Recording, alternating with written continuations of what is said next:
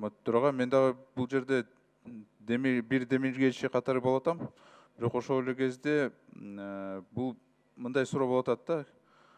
Ты горнорудный карабалтинский комбинат. Ошол жабылабы бул мыйзам кабыл алса? Вот мен өкмөткө ушундай суроону берип атам да. Себеби бул жерде биз не допускается ввоз на территорию Кыргызской республики ураносодержащих и торисодержащего сырья и отходов, дейт. Өкмөттөн өзүңүздөр тааныштырып жооп бере бериңиздер. Саламатсыздар, урматтуу депутаттар. Урматтуу Дастан Далабаевич, бул мыйзам ишине кирсе, Кара Балта ген комбинаты ушу уран иштетүү эмесине иштете албай калат. Сунуштаганда, мыйзам долбоорду биз сунуштаганда биз айтканбыз да, бул горнорудный комбинатты тибейли, ошол иштеберсин деп биз ушундай сүйлөшкөнбүз да, негизи. Алмамбет Насырканович менен ушундай сүйлөшкөнбүз.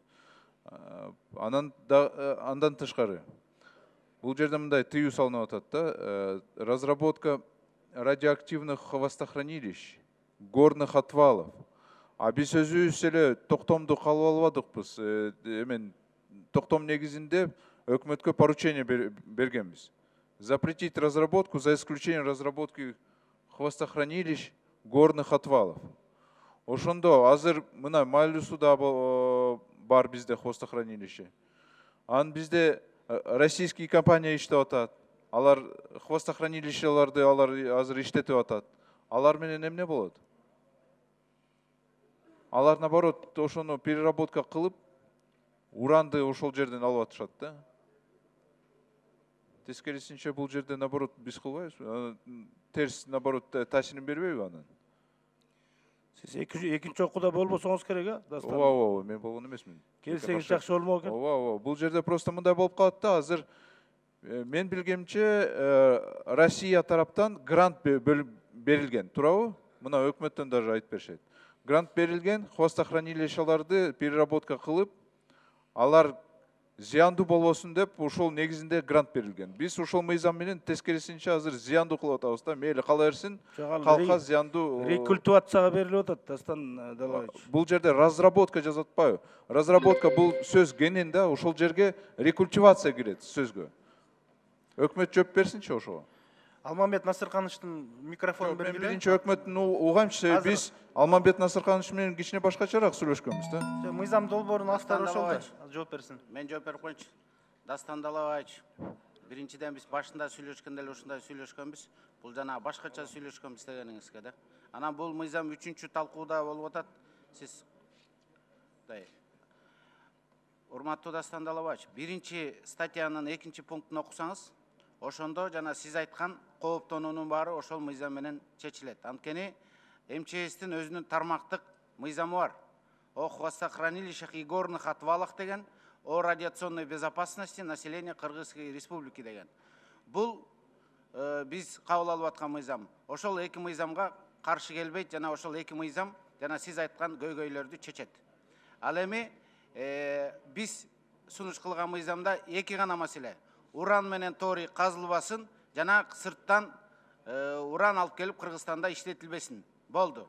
Калган маселелердин бардыгы жогоруда айтылган эки тармактык мыйзам менен чечилет. Анан жана айтып атпайсыз тиги хвостохранилищелерди ошол частный компаниялар иштетет деп. Алар эми иштетпейт. Анткени хвостохранилищелерди жана вторичный переработка деген мурун бар болчу. Азыр ушул эки тармактык мыйзам менен гана жөнгө салынат. Ал эми жеке компаниялар иштетилбейт. 10 секунд Дастан Далабаевичка. Хорошо, ты горнорудный комбинаттын тагдыры кандай болот? Ошол жерде салык азыр канча төлөп атышат, канча киши иштеп атат, ошону айтып бергилечи өкмөттөн. Мен айтып берейинчи ким? Бул жерде урматтуу депутаттар, сиз суроону мага берсеңиз, анткени өкмөт бул жерде ачык эле айтып коюш керек, каршы чыгып атат бул мыйзамга. Азыр дагы мындай жооп бергенде дагы Кара Балта заводу жабылып калат деп. Жабылбайт Кара Балта заводу, ал менчик завод. Аны башкача Чаткалдан, Таластан жана Руданы Казакстанга алып барып ташып атпайбы? Ошол алтынды переработка кылганга перепрофилировать этип, ал жеке менчик завод иштесе болот. Ал эми жана айтып атпайсызбы, ал заводдон түшкөн салык эмне болот деп. Ал заводдон мамлекетке канча салык түшөт? Мына айткылачы, уранды Казакстандан алып келип ушул жерде иштеткенде мамлекетке канча пайда акчалар келип атат? Мизер, жок, почти эчтеке жок. А зыяны канча болуп атат? Бир хвостохранилище 150-100 жылга чейин кетпейт экен. Биз мамлекеттен хвостохранилищеларды кармап туруш үчүн жылына 10 миллиондогон сом сарптап атабыз. Тескерисинче экономикага зыян келтирип атпайбызбы? Хвостохранилищеларды жылына кармап турганга. Мына МЧС айтсын. Жылына хвостохранилищени сакташ үчүн бюджеттен канча акча сурап атабыз? Эл аралык уюмдардан канча акча сурап атабыз? Хвостохранилище жарылып кетсе, кырылып калабыз деп коркуп. А кайра урандап келип экономиканы көтөрөлү, 150 киши иштеп атат деп мындай экономиканы бетке кармап атабыз да. Бул зыян, пайдасынан зыяны көп болуп атпайбы?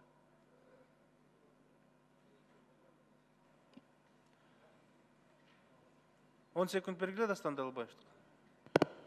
Дастанбек Артисбекович, мен өкмөттөн сурасам, бияқта жооп берет жатат да. Мен иштетүүгө тыюу салынганга каршы эмесмин. Мен КГК боюнча сурап атам да. Өкмөт айтпайсыңар, разработка менен переработканын айырмасын билеби? Ошону айтып коелачы. Хвостохранилище деген бул переработка. Разработка казып алуу. Эки сөз менен айтып койсоң. Азыркы айтылган маселе боюнча бул жерде биз закондун долбооруна 2 сунуш бергенбиз. Биздин сунушубузду эске алган бул жерде. Депутаттар туура айтат. Мына жерде статьянын, биринчи статьянын 2 бөлүгүндө бул жерде так жазылган. Бүгүнкү күндөгү хвостохранилищелерди рекультивация кылып иштеткенге бизге уруксат берилген бул жерде. Кара-Балта кен комбинаты боюнча айтып коет элем. Бул Кара-Балта кен комбинаты 2015 жылдан бери Казакстандан сырье ала албай калгандыктан ушул комбинатка эме кылышкан, инвестициялар кылган $15 миллион.